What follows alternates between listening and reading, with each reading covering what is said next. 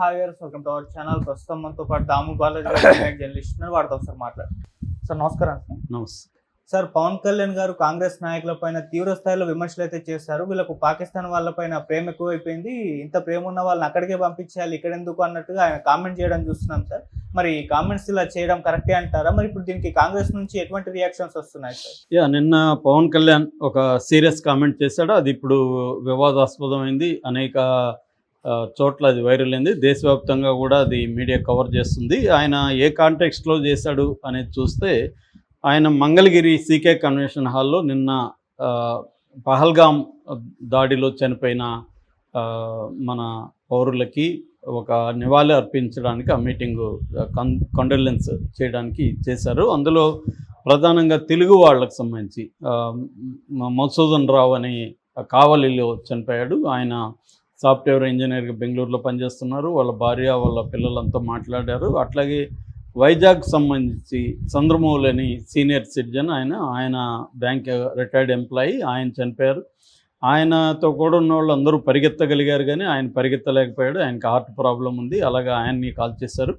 So వీళ్ళకి నివాళులర్పించడానికి plus Masood రావుకి దాదాపు 50 లక్షలు పార్టీ ఫండ్ కూడా, జనసేన నుంచి ఫండ్ కూడా నిన్న పవన్ కళ్యాణ్ ప్రకటించాడు.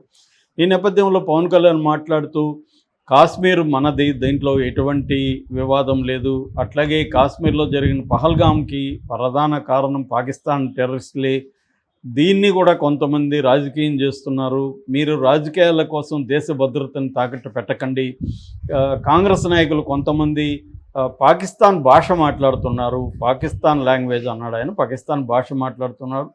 సో ఇది పాకిస్తాన్ టెర్రరిస్టులు చేసిన దానికి, చేశారనే దానికి మీ దగ్గర ఏం ఆధారాలు ఉన్నాయని అడుగుతున్నారు. కాబట్టి అలాంటి కాంగ్రెస్ నాయకులు మీరు ఇక్కడ ఇండియాలో ఉండకండి, మీకు పాకిస్తాన్ మీద అంత ప్రేమ ఉంటే పాకిస్తాన్కి వెళ్ళిపోండి అనేది ఆయన మాట్లాడాడు. సో మామూలుగా ఆయన మాట్లాడేది చూసినప్పుడు ఎవరికైనా ఇది న్యాయమే కదా. ఇప్పుడు పాకిస్తాన్ టెర్రరిస్టులు అనే టెర్రరిజం అనేది ఇండియాలో పాకిస్తాన్ హ్యాండ్ లేకుండా టెర్రరిజం ఎప్పుడు లేదు.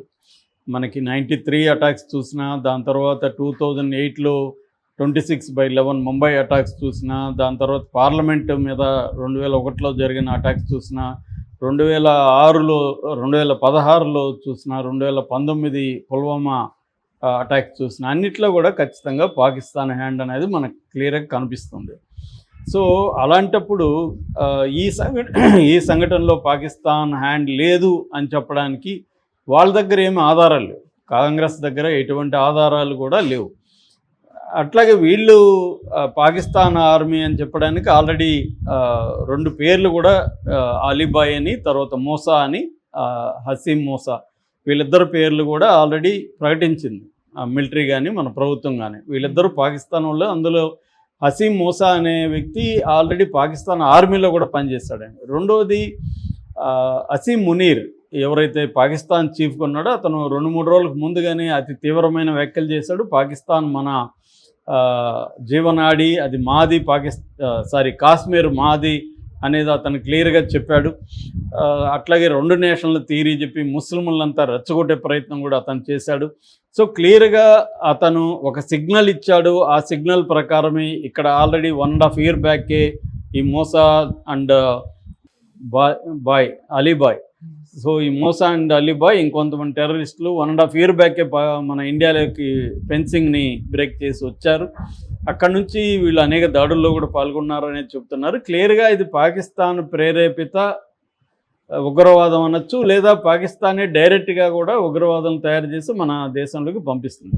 చాలామంది మన సీనియర్ డిఫెన్స్ పర్సనల్స్ అభిప్రాయాలు మనం వింటే, అసలు టెర్రరిస్ట్ అంటే పాకిస్తాన్ ఆర్మీనే నిజమైన టెర్రరిస్ట్ అనేది వాళ్ళ అభిప్రాయం. పాకిస్తాన్ ఆర్మీనే వీళ్ళకి అందరూ ట్రైనింగ్లు ఇచ్చి, అసలు ఈ ఎల్ఈటీ అంటే లష్కర్ ఈ తోయిబా లాంటి సంస్థల్ని క్రియేట్ చేసేది పాకిస్తాన్ ఆర్మీనే.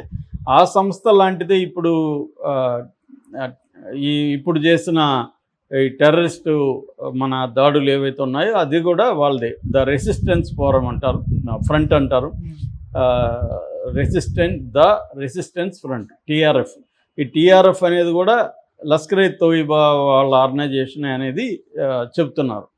సో ఈ నేపథ్యంలో కాంగ్రెస్ వాళ్ళు ఇలా మాట్లాడడం మీద చాలా విమర్శలు వచ్చాయి. దాన్ని ఆ యాంగిల్లో పవన్ కళ్యాణ్ మాట్లాడిన దాంట్లో తప్పు లేదు. కాకపోతే పవన్ కళ్యాణ్ మాట్లాడిన దాంట్లో కొన్ని ప్రాబ్లమ్స్ ఏంటంటే కాంగ్రెస్ పాకిస్తాన్ని ప్రేమిస్తుందని చెప్పడం తప్పు అది. ఎందుకంటే మోడీ ప్రభుత్వాన్ని ప్రశ్నించిన వాళ్ళందరూ పాకిస్తాన్ని ప్రేమించినట్టు కాదు. దీంట్లో కొన్ని లోపాలు ఉన్నాయి, భద్రతా లోపాలు ఉన్నాయి. రోజుకి 4,000 మంది యాత్రికులు అక్కడికి పహల్గామ్కు వస్తుంటే వాళ్ళకి ఎందుకు భద్రత కల్పించలేదు? పైగా అక్షర్ధాము యాత్ర కూడా స్టార్ట్ అయ్యడానికి రిజిస్ట్రేషన్స్ కూడా మొదలైనాయి. అక్కడ సెన్సిటివ్ ఏరియా అనేది తెలిసి కూడా ఎందుకు లేదు అన్నప్పుడు మనకి క్యాబినెట్ కమిటీ ఆన్ సెక్యూరిటీ మీటింగ్లోనే ప్రభుత్వమే తన వైఫల్యాన్ని గుర్తించి ప్రకటించింది కూడా. అవును తప్పు జరిగింది అనేది చెప్పింది. కాబట్టి దాన్ని ఎందుకు తప్పు జరిగింది, ఎవరి వల్ల జరిగింది అనేది కాంగ్రెస్ నాయకులు కొంతమంది అడుగుతున్నారు. ఎవరైనా అడగచ్చు అది. అంటే పాకిస్తాన్ బూచి చూపించి నువ్వు మన తప్పుల్ని కప్పిపుచ్చుకునే ప్రయత్నం చేయకూడదు. ఖచ్చితంగా మన తప్పులు కూడా గుర్తించాలి. బట్ ఇటువంటి ఒక క్రిటికల్ కండిషన్లో కాంగ్రెస్ ఉన్నప్పుడు, దేశం ఉన్నప్పుడు కాంగ్రెస్ పార్టీలో ఇలా చేయొచ్చా అన్న ప్రశ్న వస్తుంది. అందుకని పవన్ కళ్యాణ్ మాటల్లో కొంతవరకు కరెక్ట్ ఉంది.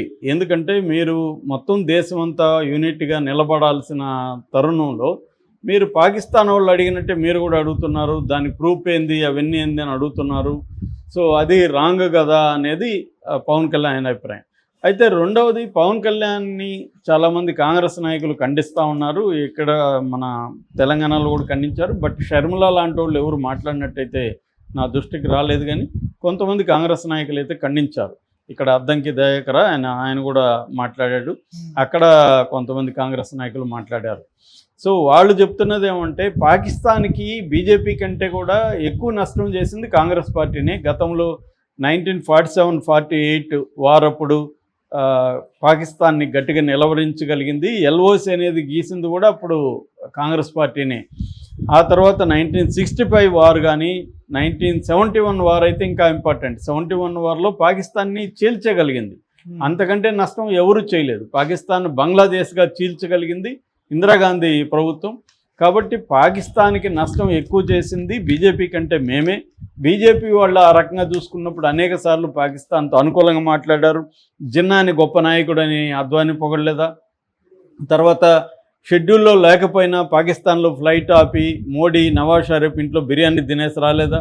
ఇలాంటి ప్రశ్నలు వీళ్ళు ఎక్కువ అడుగుతున్నారు. అట్లాగే మీరు ఇన్ని చెప్తున్నారు, ఇప్పటి వరకు అనేక దాడుల్లో మనోళ్ళు వాళ్ళని ఎందుకు పట్టుకోలేకపోతున్నారు అంటే, ఇప్పుడు ఫర్ ఎగ్జాంపుల్ మనకి 26/11 జరిగిన దాని వెనక ఎవరు ఉన్నారో వాళ్ళని పట్టుకోలేదు. పార్లమెంట్ అటాక్ మీద జరిగిన దానికి సంబంధించి ఎవరిని ఇప్పటివరకు పట్టుకోలేకపోతున్నారు. అట్లాగే దావుద్ ఇబ్రాహిం లాంటి వాళ్ళని ఈ బీజేపీ ప్రభుత్వం కాపాడలేదా? అతన్ని ఎందుకు ఇప్పటివరకు తీసుకురాలేకపోతున్నారు? ఈవెన్ పుల్వామాలో ఆర్డీఎక్స్ ఎక్కడి నుంచి వచ్చిందో ఇప్పటివరకు బీజేపీ చెప్పలేకపోతుంది. తర్వాత అజిత్ దోవల్ కొడుకు, మన నేషనల్ సెక్యూరిటీ కౌన్సిల్ సలహాదారుడైన అజిత్ దోవల్ కొడుకు శౌర్య దోవల్ పాకిస్తాన్తో వ్యాపారాలు చేయట్లేదా? ఇలాంటి అనేక ప్రశ్నల్ని బీజేపీని వాళ్ళు అడుగుతున్నారు. సో అయితే ఇక్కడ గుర్తించాల్సిందంటే బీజేపీ కూడా కొంత డ్యామేజ్ చేయగలిగింది పాకిస్తాన్కి.